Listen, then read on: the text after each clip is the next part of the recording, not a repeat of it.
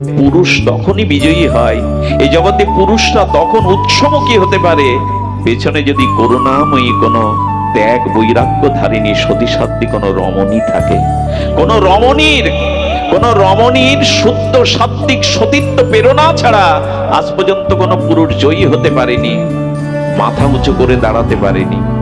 এই জন্য মেয়েদের মায়েদের যে সম্মান শাস্ত্র দেখিয়েছে মর্যাদা, তারা শুধু ভোগের পাত্র নয়।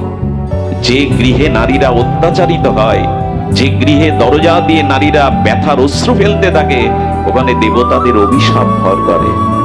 যে সমাজে যে জাতির মধ্যে নারীর যত মর্যাদা, নারীকে যত সম্মান করা হয়, ইতিহাস বলে সেখানে অবতার মহাপুরুষরা বেশি বেশি জন্মায়। যেখানে নারীর মর্যাদা নেই, যে সমাজে নারীকে শ্রেষ্ঠত্বের আসন দেয়া হয়নি, মর্যাদার আসন দেয়া হয়নি, সেখানে কোনো মহাপুরুষ সিদ্ধ পুরুষের জন্ম হয় না। এই জন্য যে ঘরে নারীরা গোপনে ব্যথার অশ্রু, অত্যাচারের অশ্রু পতিত করে, ওখানে দেবতাদের অভিশাপে জ্বলে পুড়ে শেষ হয়ে যায়। দ্রৌপদীর কারণেই পাণ্ডবদের এই বিজয়।